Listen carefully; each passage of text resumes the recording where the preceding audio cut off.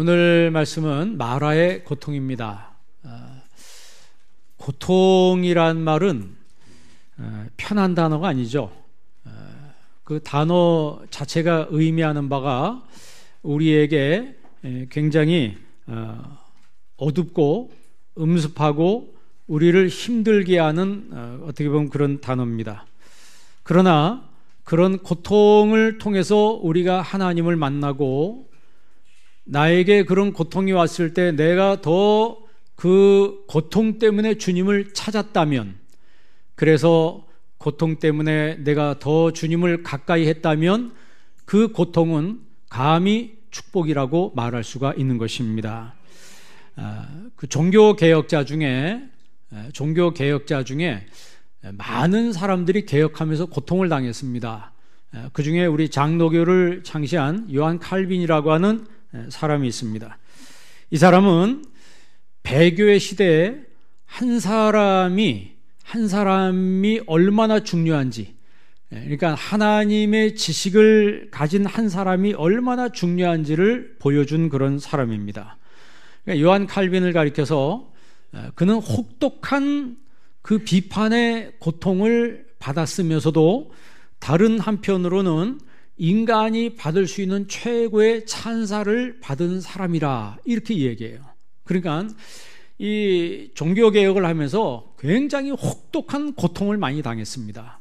그러나 반면에 그 고통을 당하는 반면에 또 많은 사람들에게 빛나는 말할 수 없는 찬사를 받았던 그 사람이 바로 요한 칼빈입니다.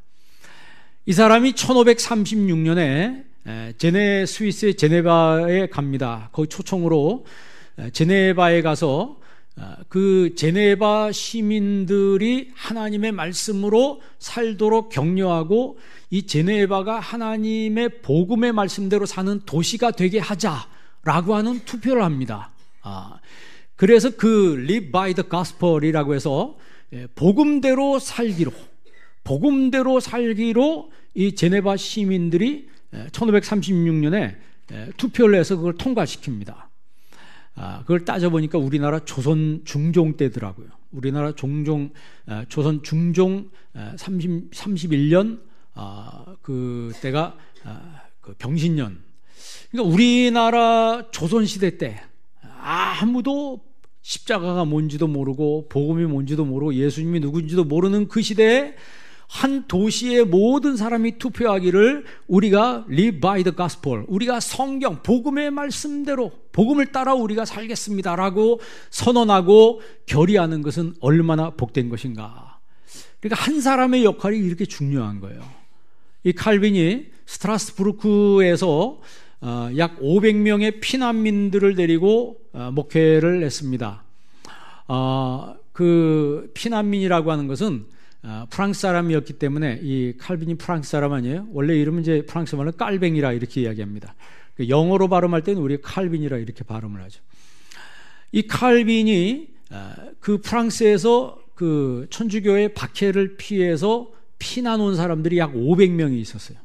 거기서 스트라스부르크에서 이 사람들을 모아놓고 목회를 했습니다.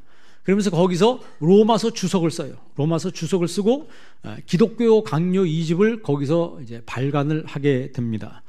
근데 그 칼빈의 삶이라고 하는 게 굉장히 힘들었던 게 뭐냐면, 결혼을 하는데 그 사별한 여인하고 결혼을 합니다. 이델레트라고 하는 사별한 여인하고 결혼해서 애 셋을 낳는데 그 이델레트가 그 폐병으로 죽어요. 폐병으로 죽고 그 아이들도 어릴 때 다 죽습니다. 그러니까 한 가정을 이루었다가 결국 자기 빼놓고 다 죽습니다. 그리고 나서 재혼을 하지 않고 죽을 때까지 이 칼빈은 삽니다. 나중에 그가 임종할 때 건강이 악화되면서 먹을 걸 먹지 못하고 식사도 못하고 잠도 제대로 못 자고 이 건강이 너무 이제 안 좋아지니까 이제 죽어가는 거죠. 유언장에 이렇게 썼습니다. 제가 몇 줄 읽어볼게요. 하나님은 초라한 피조물인 나를 불쌍히 여기시어 나를 그의 복음의 밝은 빛으로 인도하사 자격이 없는 나를 구원의 교리에 참여케 하셨고 100번 버림받아 마땅한 악하고 가련한 나를 붙들어 주셨습니다. 게다가 한 걸음 더 나아가 그는 내게 자비를 베푸사 그의 복음을 견지하고 전파하기 위하여 나를 사용하시기까지 하셨습니다. 그러니까 그 유언장을 한번 보면은 거기에 뭐 자신의 어떤 이런 삶에 대해서 하나도 없고 오직 내가 나 같은 죄인이 아버지의 부름을 받아서 죄를 할 수 있었다는 거 이 한 가지 사실이 너무나 영광스럽다는 것을 서술을 하고 있어요. 그러니까 칼빈이라고 하는 사람의 삶의 그 자체, 삶이라고 하는 것 자체가 광야였습니다. 오늘 성경에 보면 광야 얘기가 나오잖아요. 광야는 있는 곳이 많은 곳이에요? 없는 곳이 많은 곳이에요? 없는 곳이 많은 곳입니다. 있는 것이라면 너무 더워요. 또 저녁에는 너무 춥고, 그리고 굉장히 위험합니다. 굉장히 막막한 곳이 바로 광야예요. 그런데도 걸어가야 되는 곳이 바로 광야다. 고통스럽지만 잘 이겨내고 사명을 감당했습니다.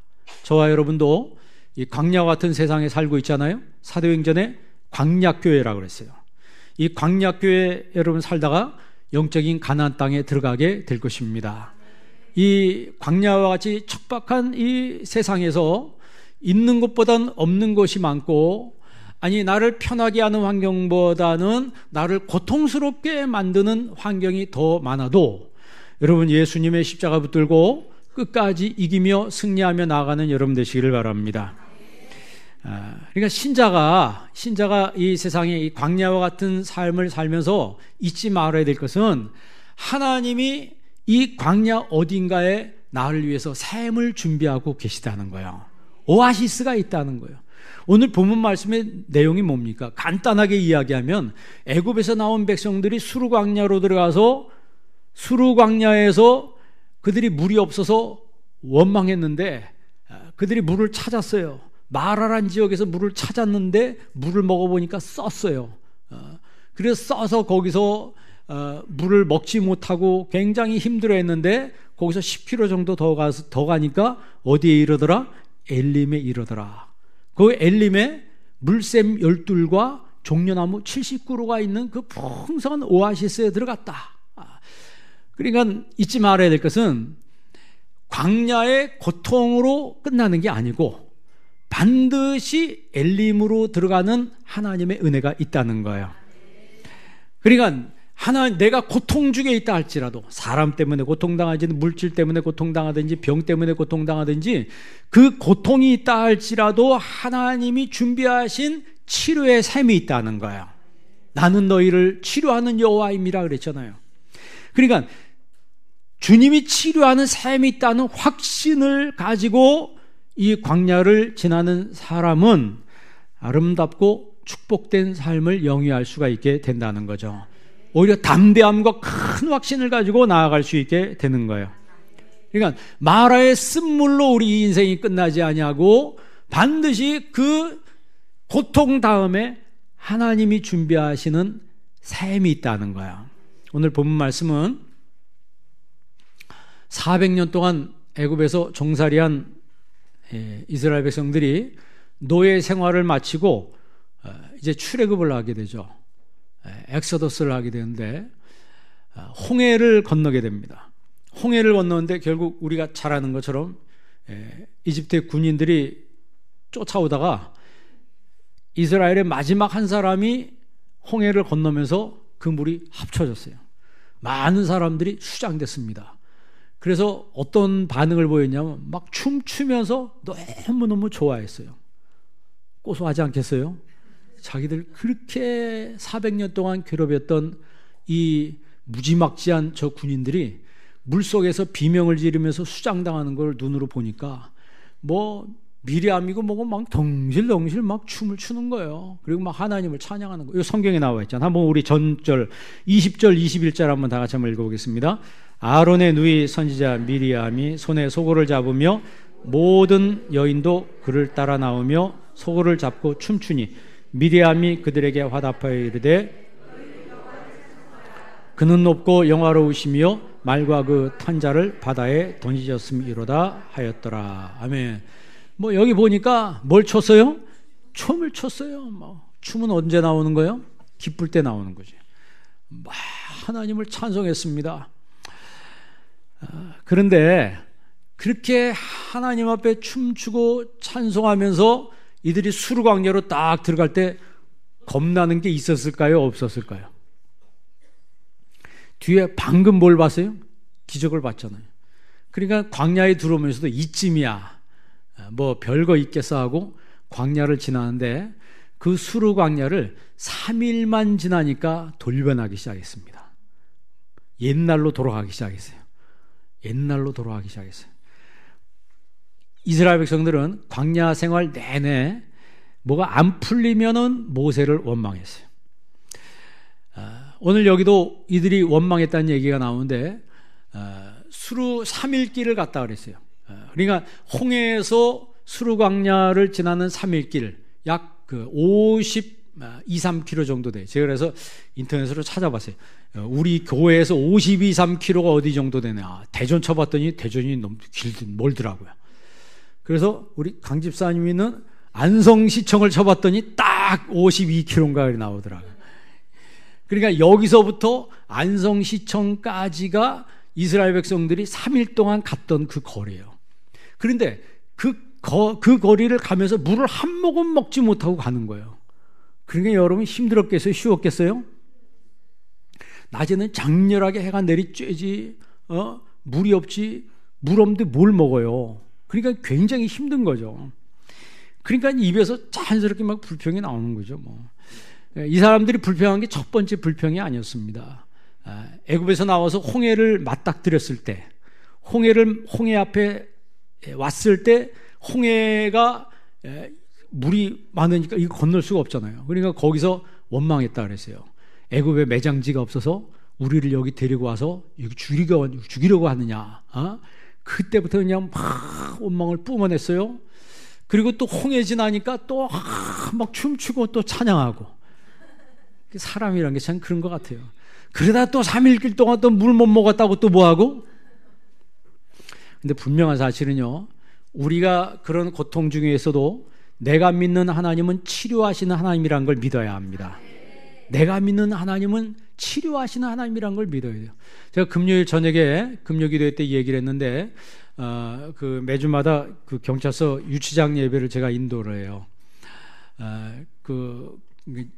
이번 주에는 사람들이 많더라고. 제일 많았던 것 같아요. 여태까지 제가 유치장 예배 드릴 때. 또 한 여자 변호사님이 자기도 한번 그 유치장 예배 참여하고 싶다고 해서 같이 와서 예배를 드렸습니다.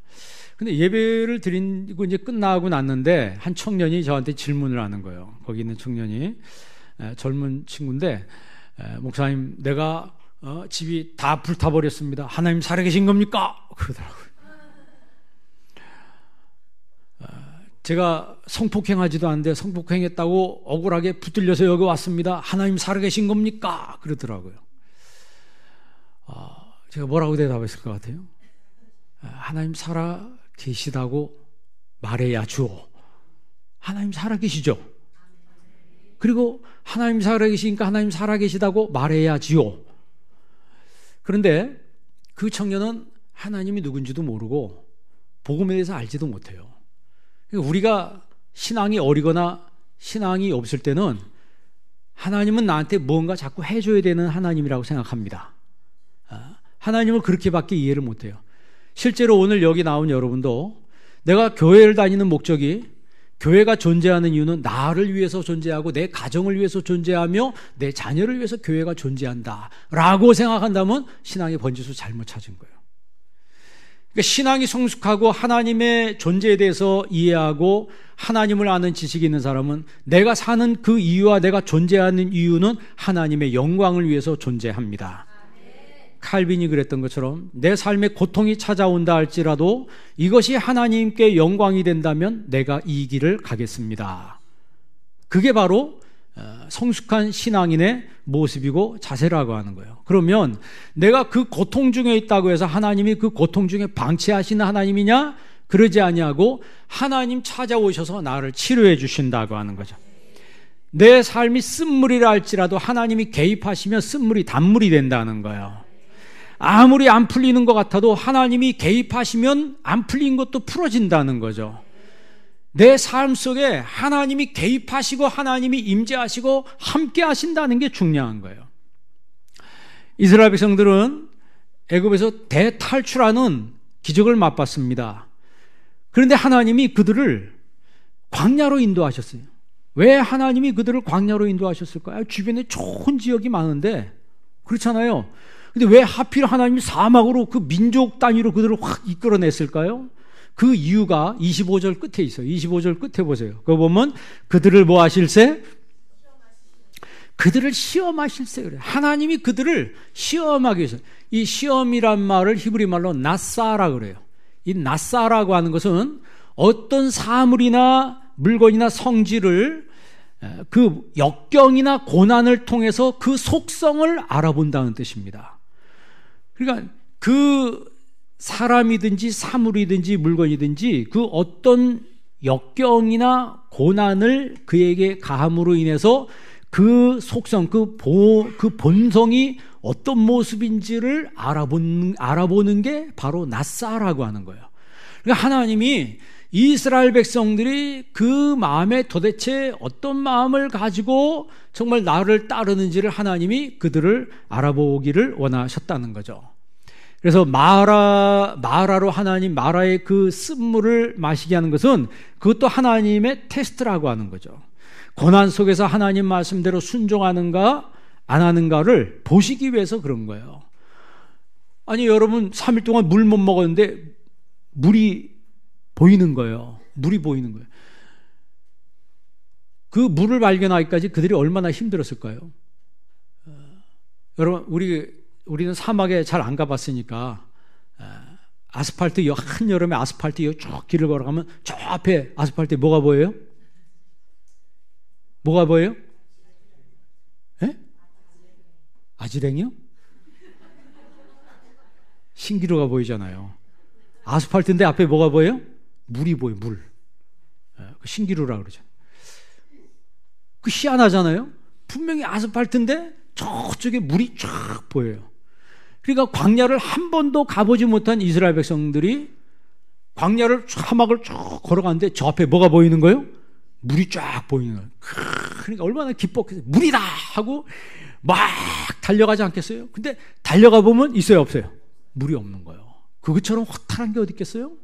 너무너무 허탈한 거예요. 그래서 조금 가다 보니까 다시 또 뭐가 보여요? 물이다. 물이 보이는 거예요, 진짜. 그리고 막 달려갔어요. 달려가는데 또 물이 없는 거예요. 이제 그걸 반복하면서 깨달은 게 뭐냐면 저기 보이는 건 물처럼 보이지만 물이 아니다. 그러니까 무슨 생각이 들었을까요? 이거 도대체 누가 우리를 여기로 데리고 왔어? 누가 여기 데리고 왔지? 뭐 이래가면서 이제 거리를 찾는 거예요. 탓할 거리를 찾기 시작하는 거예요. 여러분, 하나님이 고통 가운데로 인도하는 것은 하나님이 얼마만큼 주님을 신뢰하고 따르는가 순종하는 것을 테스트해 보시기 위해서 하나님 때로는 우리를 그러한 고통을 우리에게 허용하실 때도 있는 겁니다. 그러니까 고통이 오고 어려움이 올 때 그거를 고통스럽다, 힘들다라고만 생각하지 말고 하나님이 나에게 새로운 축복의 기회의 장을 열어주신다 생각하는 여러분 되시기를 바랍니다.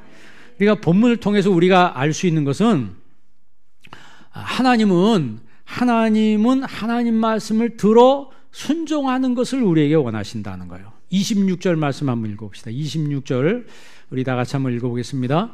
이르시되 너희가 너희 하나님 나 여호와의 말을 들어 순종하고 내가 보기에 의를 행하며 내 계명에 귀를 기울이며 내 모든 규례를 지키면 내가 애굽 사람에게 내린 모든 질병 중 하나도 너희에게 내리지 아니하리니 나는 너희를 치료하는 여호와임이라. 아멘.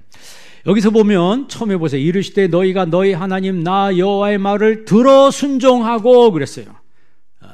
하나님 말씀을 들어 순종하고 그랬어요. 그러니까 이 히브리 말에는요, 샤마 똑같은 말이 듣는다는 말이 두 번 나와 있는데 이게 뭐냐면 지키기 위해서 듣는다는 거예요. 순종하기 위해서 듣는다는 거예요. 영어 성경에는요, If you listen carefully to the voice of the Lord your God 그랬어요. 너의 하나님 여호와를 영어 성경에는 이제 Lord라고 항상 번역을 합니다. 그 하나님의 음성을 listen carefully. If you listen carefully, 내가 주의해서 듣는다면 이 말하고 히브리어의 샤마하고는 내용의 차이가 굉장히 큰 거예요. 그러니까 오히려 영어 성경보다는 지금 한글 성경이 더 원문에 가깝게 번역이 됐어요. 들어 순종하고 그랬어요. 그러니까 들어 순종하고 이 말은 하나님 말씀을 들을 때 뭐 하기 위해서? 지키기 위해서, 순종하기 위해서 듣는다는 거예요.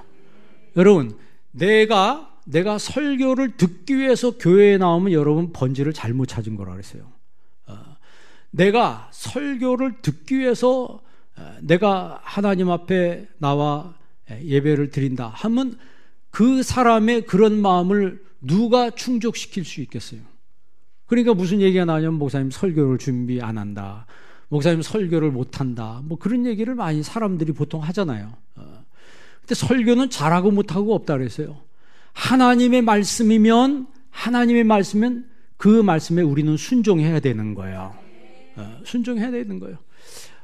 예전에 우리 교회에 그 신학대학 교수님이 와서 설교를 했었는데, 그분이 독일에서 박사학위를 받은 분인데 설교를 하는데 밑에 보고 읽으시더라고. 계속 시작부터 끝까지 읽으셨어요. 머리가 허연 분 있잖아요. 키 크신 분인데 근데 그분이 이제 설교를 안 해보셨기 때문에, 강의는 많이 했지만 설교를 안 해보셨기 때문에 그렇게 한 것 같아요. 그래도 그 내용을 들으면서 그 본문의 말씀을 나에게 주신 말씀으로 듣는 사람이 은혜를 받는 거예요. 아니 목사 무슨 원고를 읽는 거야 뭐야, 설교 준비한 거야 안 한 거야, 이제 그거는 이제 신앙이 굉장히 어린 사람이에요. 그러니까 여러분이 설교를 들을 때 들어 순종하고, 그러니까 내가 순종하기 위해서, 지키기 위해서 설교를 듣는다면 무슨 소리를 들어도 은혜를 받습니다. 그런데 이게 목사님 설교가 내 마음에 안 든다 그러면요, 그 대한민국 어느 목사님이 그 사람 마음을 충족하게 할 수 있겠어요? 여러분이 혹시 저한테 그런 마음을 가지고 있는 사람이 있다면 아마 저보다 더 훌륭한 목사님 찾아가서 신앙생활하는 것도 괜찮다고 제가 저번에 얘기한 적이 있어요. 근데 저는 막지 않겠습니다. 왜냐하면 나보다 인품도 더 좋고 설교도 더 잘하고 그러면 그 목사님한테 신앙생활 해야지. 내 능력이 이거밖에 안 되는데 어떻게 합니까? 내 능력이 이거밖에 안 되는데. 그러니까 신앙생활할 때 신앙이 어리면은 항상 나에게 뭘 맞춰줘야 된다고 생각해요. 설교도 나한테 맞춰줘야 되고, 내 귀에 듣기 좋은 얘기를 해줘야 되고, 내가 생각하는 수준에 맞아야 된다고 생각하는 거예요. 여러분, 여기서 어느 전도사가 와 설교하든지, 아니 학생이 성경 얘기를 해도 하나님의 말씀이면 은혜가 돼야 합니다. 그게 정상이라는 거예요. 그리고 만약에 제가 설교를 잘 못하면 내 책임이 아니고 여러분 책임이에요. 왜? 날 위해서 뭐 하지 않았어요? 목사님 설교에 대해서 시비를 거는 사람이 있다면 그 사람은 목사님 설교에서 한 번도 기도해 보지 않은 사람이에요. 제가 18년 동안 매번 1월 달에 그 이야기를 합니다. 담임 목사 설교를 위해서 뭐 하라고요? 기도하라고.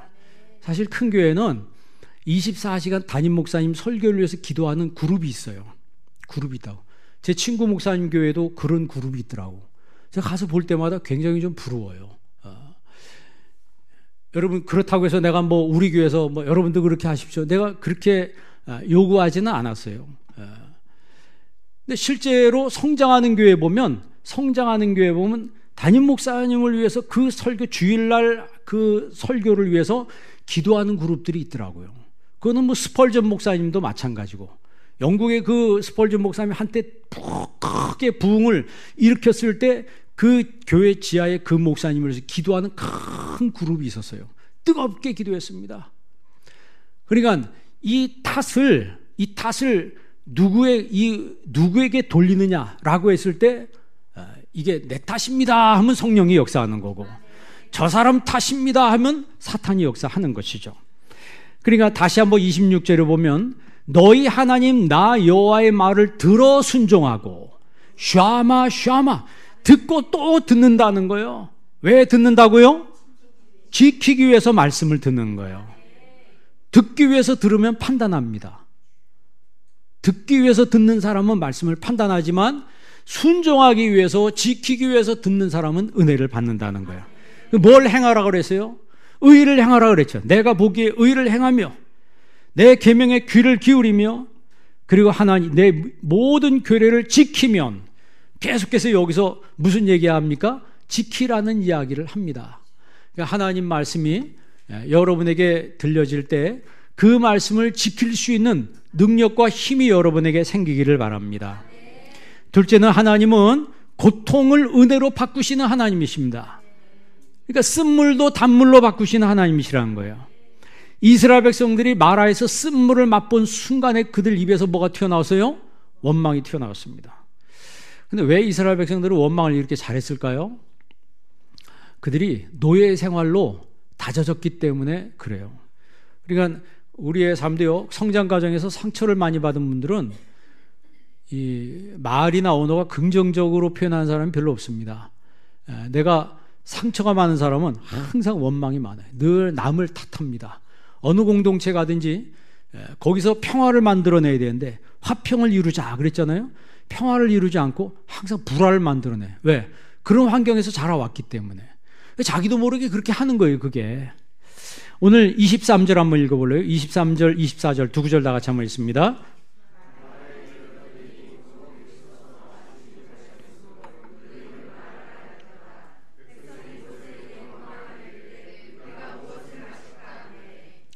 마라에 이르렀더니 그건 물이 써서 마시지 못했다 그랬어요. 그래서 그 이름을 비터, 마라라, 쓰다 이렇게 그들이 명명했습니다.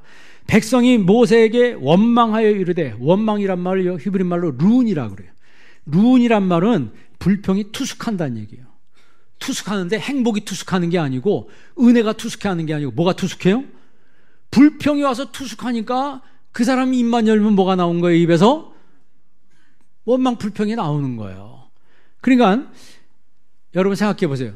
우리가 사는 이 사회는 감사가 많아요? 원망이 많아요? 원망이 많아요. 정치인들 하는 거 보세요. 감사가, 정치인들 중에 뭐 감사합니다는 정치인 봤어요? 매일 남 탓하고 서로 이쪽은 이쪽 탓하고 이쪽은 또 저쪽 탓하고 그게 정치 아니에요? 보면 서로 원망하는 거예요. 서로 원망하는 거예요. 뭐 유토피아라고 하는데 유토피아는 뭐야? No place라는 거예요. 그런 곳은 없다는 거예요. 그런 곳은 없어요. 오히려 유토피아 아니라 디스토피아로 이 세상이 꽉 차 있는 거예요. 그러니까 이 세상 자체가 고통스러운 세상이라고 하는 거예요. 그 고통스러운 세상에 쓴물을 맛봤어요. 쓴물을 맛봤다고. 여러분, 그러니까 입에서 뭐가 나와요? 그 쓴물 때문에 부정적인 얘기가 막 쏟아져 나오는 거예요. 이스라엘의 불평 이야기는 여기서 끝나지 않습니다. 민수기서로 넘어가면은 더 본격적으로 나옵니다. 더 많은 원망 이야기가 쏟아져 나오는데 거기선 더 다양한 주제로 원망해요. 더 다양한 주제를 가지고. 그러니까 이 출애굽기에는 원망하는 내용이 간단해요. 먹을 거, 마실 거, 이거밖에 없었는데 민수기에 가면 더 다양한 주제를 열거하면서 원망을 쏟아내요. 그런데 차이가 있습니다. 민수기에서의 원망, 아니 출애굽기에서 원망할 때 하나님이 아무 소리 하지 않고 가만히 계셨어요. 그런데 민수기에서 원망할 때는 하나님이 징계의 칼을 들어서 이스라엘 백성을 징치하기 시작했습니다. 다른 민족을 들어서 막 두들겼어요. 막 두들겨. 그냥 흠씬 두들려 맞고 싹싹 비는 거예요. 하나님 잘못했습니다. 그럼 왜 이렇게 차이가 날까요? 오늘 지금 여기 이스라엘 백성들이 원망할 때 하나님 뭐라 그러세요? 아무 소리도 안 하시는 거예요. 왜 그러냐면 이 출애굽기의 이스라엘 백성들은 애굽에서 갓 나왔기 때문에 하나님이 누군지 잘 몰랐어요. 하나님 누군지 잘 모르고 신앙이 어렵기 때문에 그들 마음속에서 나오는 원망을 하나님이 그렇다고 인정을 했어요. 너희들 얼마나 힘들겠냐. 여러분 애들 유치원 다닐 때는 기분 나쁘면 뭐라 그래요? 막 입이 이만큼 나와가지고 막 투정 부리고 막 그러잖아요. 그럼 엄마가 뭐라 그래요? 그냥 아이고 알았어 이렇게잖아요. 그런데 이게 군대 갔다 와서 장성했는데 엄마 아빠 나한테 해준 게 뭐가 있습니까? 뭐 이러면 그건 뭐라 그래요? 이런 전라도 사투리 후레 아들놈 같은 뭐 그렇게 야단을 치는 거예요. 왜냐하면 출애굽기에서는 이 사람들 신앙이 어렵기 때문에 아무것도 몰랐어요. 그러니까 하나님이 그들이 원망해도 그냥 내버려 두셨습니다. 모세에게 계속 가르치라 그랬어요. 모세는 그래서 그들이 원망해도 계속 가르쳤어요. 그런데 민수기에 와서는 내기가 달라지는 거예요. 민수기에 와서는 이미 출애굽의 은혜를 받았고 시내산에서 하나님의 율법을 받았어요. 하나님의 율법을 받고 하나님과 언약 백성이라고 하는 계약을 맺은 거예요. 하나님의 언약 백성이라고 하는 계약을 맺고서도 계속해서 원망불평하니까 하나님이 그때는 참지 아니하시고 분노하시기 시작했어요. 분노의 불을 이스라엘 백성들한테 쏟아 부으셨죠. 그러니까 그 민수기 7번 그런 하나님 앞에 징계당하는 멸망당하는 이야기가 나오는데 그러면서도 그들은 또 죄송합니다 잘못됐습니다 해놓고 조금 지나면 또 다시 원망하고 이러기를 7번 반복을 했어요. 그러니까 우리 인간의 이 죄성이라고 하는 것은 아주 모질고 끈질기도록 이 죄가 우리를 끌어당기고 있다는 걸 우리가 잊지 말아야 합니다. 잊지 말아야 되는 거예요. 그러면 출애굽기에서는 하나님 좀 봐줬는데 민수기에서는 하나님 봐주지 않았다. 그 무슨 얘기냐면 이스라엘 백성들은 성숙했어야 됐다는 거예요. 여러분 따라해 보실래요? 나는 성숙했어야 했습니다. 나는 하나님 말씀을 통해서 성숙했어야 됐습니다. 그런데 많이 말씀도 듣고 내가 믿는다고 고백도 해놓고 직분도 맡아놓고 내가 아직까지도 미숙한 그런 신분의 미숙한 자의 모습으로 내가 신앙생활하고 하나님을 대하고 있다면 하나님이 얼마나 기가 막히겠어요? 자, 25절 한번 읽어볼래요? 25절 말씀 다 같이 한번 읽습니다. 모세가 여호와께 부르짖었더니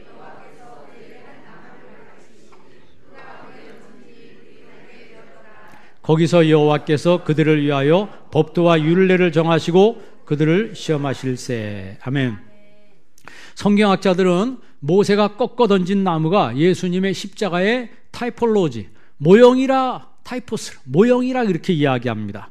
그러니까 꺾어진 나무가 그 쓰디 쓴 그 물에 던져지자마자 쓴물이 단물이 된 것처럼 내 안에 쓴 연못이 세상에 상처받아서 쓰디 쓴 연못이 되어 있는 내 마음속에 갈보리 언덕에 예수님의 십자가의 은혜가 내 심령 속에 들어올 때 이 쓴물이 단물이 된다는 거예요. 치유의 은혜가 임한다는 거죠. 다음 주일이 고난주간입니다. 고난주간 한 주간 동안 특별 새벽기도회를 합니다. 여러분, 예수님이 그 몸 찢으시고 피 흘리셔서 그 우리에게 구원의 은혜를 베풀어 주셨습니다. 천상의 은혜를 베풀어 주셨어요.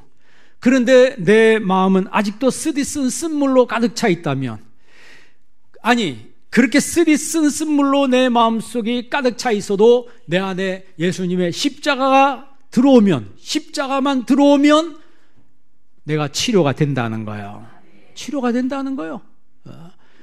쓴물이 단물로 변화된 것처럼 내 마음의 쓰디 쓴 연못물이 하나님의 은혜의 못으로 바꾸어지고 하나님의 축복의 연못으로 바꾸어지게 된다는 것입니다. 죄악의 쓴 연못물, 원망의 쓴 연못물, 그곳에 십자가가 던져지면 죄가 떠나고 원망이 떠나고 주님의 은혜의 강물이 흐르게 된다는 거예요.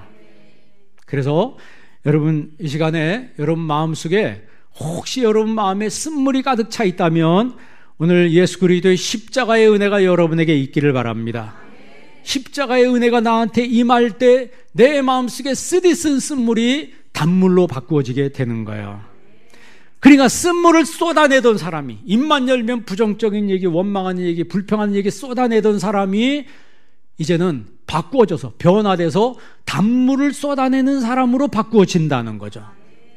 여러분 이런 축복이 여러분에게 있기를 바랍니다. 그래서 할 수만 있으면 너희는 모든 사람과 더불어 화목하라, 예수님이 그렇게 말씀했어요. 히브리서 12장 15절에 보면 우리 마음속에 쓴뿌리가 나서 우리를 괴롭게 한다 그랬어요. 나를 막 괴롭게 하는 거예요. 그러나 그럼에도 불구하고 우리 하나님은 나를 치료하시는 하나님이시라 그랬어요. 나를 치료하시는 하나님. 주님 앞에 내 영혼의 무릎을 꿇고 하나님 나를 불쌍히 여겨 주옵소서, 나를 치료하여 주옵소서, 나를 붙들어 주시고 나를 새롭게 하여 주옵소서 라고 부르짖어 기도할 때 하나님이 그를 붙들어 주시고 치료해 주시는 거예요. 우리가 건망증이 있고 조급증이 있기 때문에 하나님 은혜를 많이 받아도 우리는 금방 잊어버려요. 금방 잊어버립니다. 어떻게 은혜를 그렇게 빨리 잊는지 몰라요. 그리고 조급증에 걸려가지고 뭐 하면 그냥 당장 뭐 해야 된다고 막 이런 생각이 있어요. 여러분, 발이 너무 급한 사람은요, 발이 급한 사람은 잠언서에 보면 잘못 간다 그랬어요. 잘못 간다 그랬습니다. 이 바울도 성경에 그 원망의 위험성을 지적하잖아요. 고린도전서 10장 10절에 어떤 사람이 원망하다가 멸망시키는 자에게 멸망하였다니 너희들은 그들과 같이 원망하지 말라, 이렇게 이야기합니다. 그래서 우리의 삶에 마라의 고통이 있으면은 입에서 좋은 소리가 안 나와요. 이 마라의 고통이 찾아오면 이게 어떤 고통이든지 살다 보면 우리의 삶에 통증이 올 때가 있습니다. 여러분, 그런 통증이 올 때 여러분 예수님 앞에 부르짖어 기도하시기를 바랍니다. 25절 말씀 보세요. 거기 보면 모세가 여호와께 뭐 하였더니 부르짖었더니 그랬어요. 그러니까 부르짖어 기도했더니 하나님이 그들을 치료해 주셨다는 거예요. 이스라엘 백성들이 홍해를 건넜는데 홍해 사건을 우리가 재해석하면 그게 구원 사건입니다. 구원 사건이에요. 이스라엘 백성들을 하나님이 구원해 주신 거예요. 그 구원 사건을 성경엔 두 가지로 얘기합니다. 첫째는 출생으로 비유해요. 두 번째는 결혼으로 비유합니다. 내가 구원받았다고 하는 것은 내 영이 하나님의 은혜로 다시 태어난 거예요. 출생으로 비유해요. 그래서 태어난 사람은 나이와 상관없이 신앙이 어린 거예요. 신앙이 어리고 태어난 사람은 이제 자라야 합니다. 자꾸 말씀을 먹고 하나님 말씀 먹고 기도함으로 인해서 이게 자라야 되는 거예요. 그리고 두 번째 구원의 비유가 뭐냐면 결혼의 비유예요. 주님과 하나님과 나와 뭐 했다? 결혼했다는 거예요. 그래서 호세아서가 뭔 얘기예요? 하나님과 나와 결혼한 관계인데 우리는 고멜처럼 자꾸 떠나는, 집을 떠나서 엉뚱한 데 가서 외도한다는 거예요. 외도한다는 거예요. 그러니까 돌아오라고 해도 안 돌아와요. 그러니까 하나님 호세아를 보내서 너는 고멜을 데리고 오라 그러죠. 데리고 오라. 그 고멜을 데리고 갔는데 그럼 나중에 애를 낳는데 보니까 누구예요? 이게 내 애인지 누구 애인지. 그러니까 아들 이름 짓는데 내 자식이 아니다 그러잖아요. 어떻게 이름을 그렇게 질 수 있어요? 내 백성이 아니다. 그 정도로 이 호세아가 고통스러워하는 거예요. 고통스러워하면서 깨닫는 게 뭐냐면 이 고통이 하나님의 고통이로구나, 하나님의 마음이로구나, 이제 그걸 알게 되는 거죠. 그래서 모세가 여호와께 부르짖었더니, 이 부르짖는다는 말을 차크라 그래요. 이 차크란 말은 내 속에 있는 걸 다 쏟아내 놓는 상태라는 거예요. 내 속에 있는 걸 다, 좋은 건지 안 좋은 거 다 쏟아내면서 하나님 앞에 간절히 부르짖는 거예요. 이렇게 하나님 앞에 부르짖었더니 하나님이 한 나무가지를 꺾고 물에 던지라 그랬어요. 그대로 순종했습니다. 저 가지를 왜 꺾어요? 반문하지 않았어요. 저 가지를 왜 꺾어요? 던지면 뭔 일이 일어나나요? 미리 말씀해 주셔야지 내가 던지든지 말든지 하죠. 요즘 사람들은 그럴 거예요. 왜? 합리적인 사람들이니까. 아무 일도 일어났는데 내가 뭐하러 저거 수그럽게 꺾어서 저거 던지고 그럽니까? 괜히 나만 창피하게. 그러나 모세는 아무런 일을 하지 않고 하나님 말씀하신 대로 그 나무가지를 꺾어서 물에 던졌습니다. 그랬더니 거기서 기적이 일어난 거예요. 쓴물이 단물이 되더라는 거예요. 여러분, 쓴물이 단물이 되는 그 기적으로 끝난 것이 아니었어요. 10km 지나서 그 마라를 지났더니, 마라를 지나 10km 지났을 때 그들이 어디로 들어가게 됩니까? 엘림에 들어가게 된다는 거예요. 성경이 우리에게 말씀하는 바는 내 인생의 고통이라고 하는 게 고통에서 끝나는 것이 아니며 반드시 그 고통 너머에 하나님 준비하신 엘림이 있다고 하는 거예요. 사막이 아름다운 것은 황량한 것으로만 있는 것이 아니고 그 어딘가에 샘이 있기 때문에 사막이 아름답다고 말하는 것처럼 우리 인생의 광야와 같은 이 인생길이 힘들기도 하고 고통스럽기도 하지만 반드시 하나님 준비하신 엘림이라고 하는 샘이 있다고 하는 거예요. 그 오아시스에 가보니까 새가 날아다니는 거예요. 예? 전혀 보지 못한 식물들과 거기 물이 쫙 있는 거예요. 너무너무 다른 거죠. 여러분, 우리가 이 황량한 광야와 같은 이 세상을 지날 때 하나님이 준비하신 오아시스, 그 오아시스를 여러분이 맛본다면 더 이상 이 세상은 내가 힘들어서 살 수 없는 그런 동네요, 그런 세상이 아니고 살만한 세상이 된다고 하는 거야. 이곳에서 하나님의 뜻을 이루며 나 같은 죄인을 불러주신 것만도 감사한데 나 같은 죄인을 써주신 것도 감사하다고 그의 유언장에 남긴 칼빈의 고백, 정말 그 고백이 우리의 고백이 되어야 될 줄 믿습니다. 그래서 마라의 고통은 고통으로 끝나는 것이 아니며 반드시 그 고통 너머에 하나님이 예비하신 샘이 있다는 거예요. 그 샘을 맛보는 엘림의 축복을 맛보는 여러분 되시길 주의 이름으로 축원합니다. 기도하겠습니다. 하나님, 저희들을 이 마지막 때 구원의 반열에 세워주셨습니다. 우리를 구원해 주신 것도 감사한데 저희들에게 직분 주시고 주님 영광 위에서 살 수 있는 산 믿음을 더하여 주심을 감사합니다. 우리의 삶 가운데 마라의 고통을 우리가 겪는다 할지라도 그 고통 속에서도 임재하시며 살아계시며 생존하시는 하나님을 맛보는 저희들 되게 하여 주옵소서. 그 마라의 고통 너머에 엘림의 축복이 있다는 사실 잊지 않게 도와 주시옵시고 담대함과 확신으로 나아가는 저희들 되게 하여 주옵소서. 예수님의 이름으로 기도합니다. 아멘.